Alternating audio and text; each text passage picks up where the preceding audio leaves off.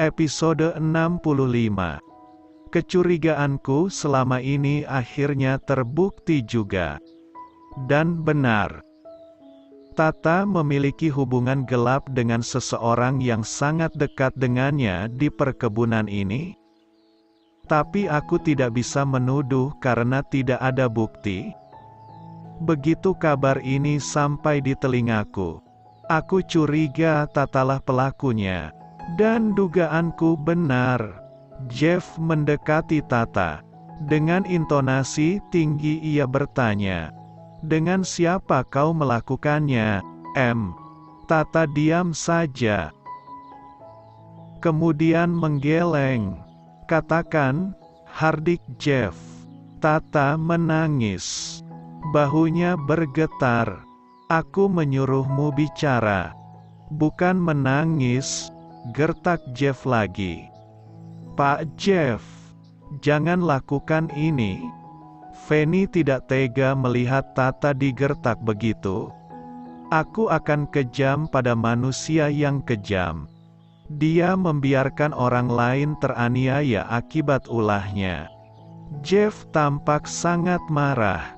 Beberapa kali Jeff menggertak, memaksa Tata mengaku siapa yang telah membuatnya hamil.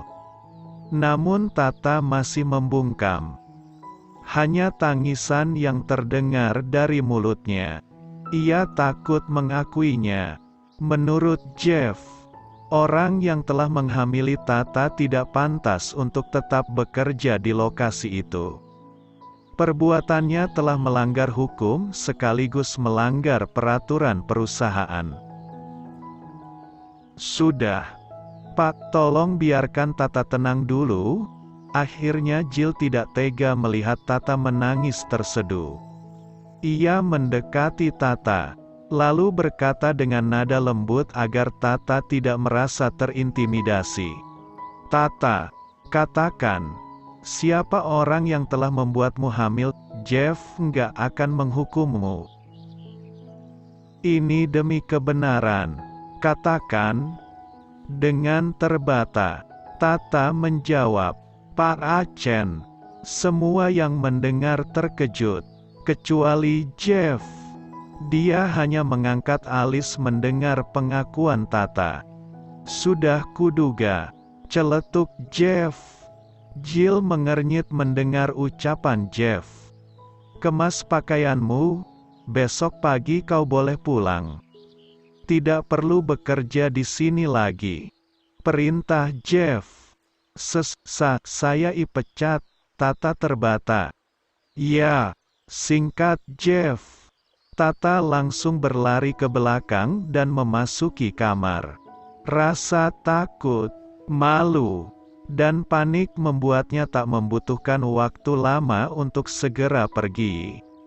Tak banyak yang ia kemas. Hanya beberapa lembar pakaian, karena memang pakaian yang ia miliki tidak banyak. Tak lama kemudian ia keluar masih dengan wajah menunda. Kedua tangannya menenteng tas. Ia berhenti tepat di hadapan Jill. Wajahnya sedikit terangkat lalu ia berkata, "Jill, maafin aku." Kalimat itu membuat hati Jill terasa basah. Akhirnya wanita yang selama ini bersikap kasar dan angkuh terhadapnya kini melunak juga. Jill mengangguk dengan membawa hati besarnya. Tata balik badan lalu berjalan cepat melintasi orang-orang yang masih berdiri di teras dengan muka menunduk. Jill menghela nafas. Di benaknya terbesit rasa iba melihat Tata pergi dalam keadaan demikian. Namun itulah resiko yang harus dia terima. Sekarang Jill mengerti kenapa Jeff begitu bukan Ika pelakunya. Sebab dia sudah menaruh curiga pada Tata.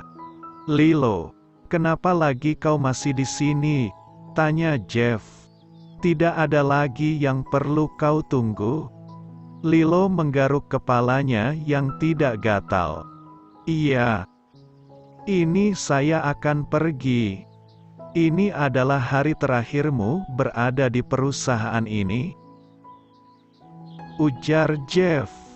Kau telah menyebarkan isu tidak benar mengenai Jill kepada para karyawan.